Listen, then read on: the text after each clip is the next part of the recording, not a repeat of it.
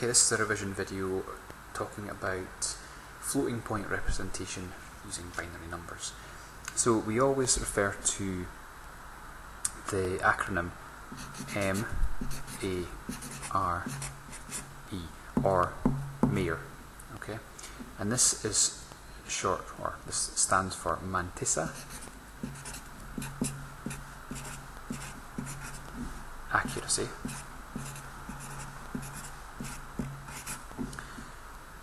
range, exponent.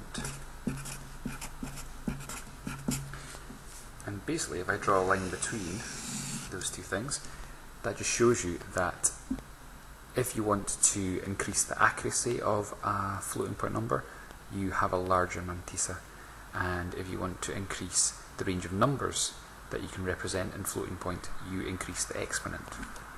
Now here's an example of a decimal mantissa and exponent.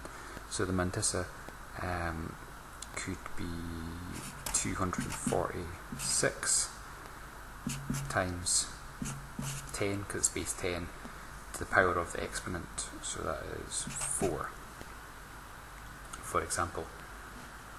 Now there's a decimal point at the start there, don't forget that, I did there.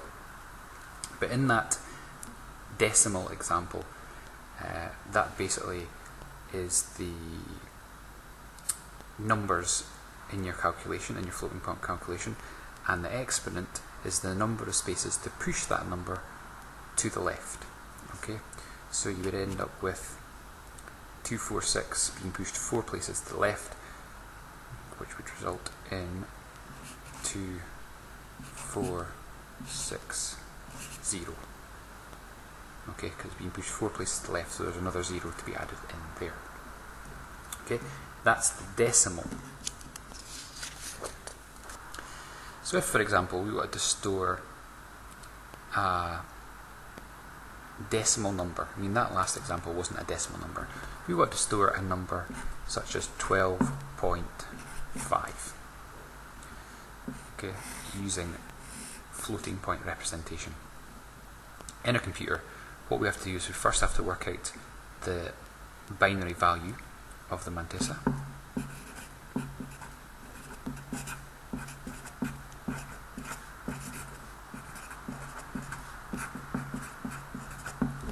So 12.5, we'll just draw a grid. Okay, so again, 1, 2, 4, 8, 16. I'm just going to stop there because we're only representing 12, so we don't need to go any further than that. But remember, if you go past the decimal point, you then start to half. So it's 1/2, 1/4, 1/8, 1/16, and so on. There is no 0, remember that. So if I just draw my grid lines just to show you where everything is going to go.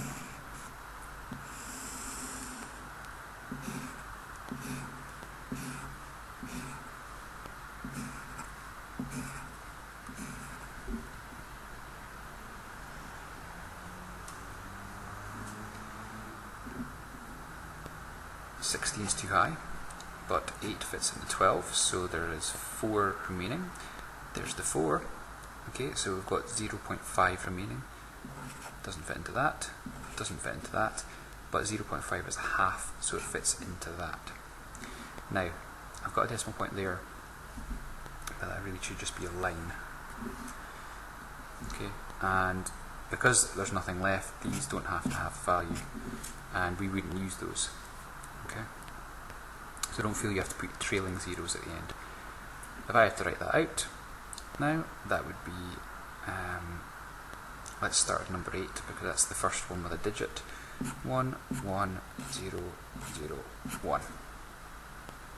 Okay, so that is our binary value of our mantissa.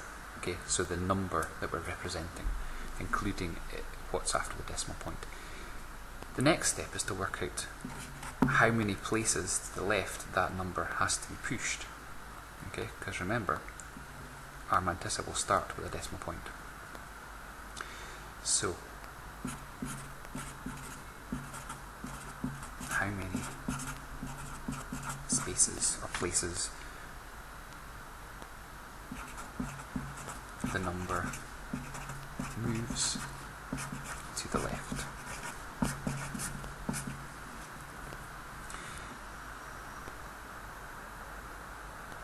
Now, if we want to represent that number, our decimal point has to move.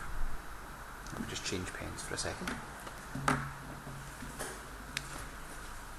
Our decimal point has to move to there. So that's 1 space, 2 spaces, 3 spaces, 4 spaces to the left. Okay, so the numbers have to move 4 spaces to the left to get into the right, get back into its original sequence. Okay, so it's 4, but 4 is not a binary number, so you convert it to binary.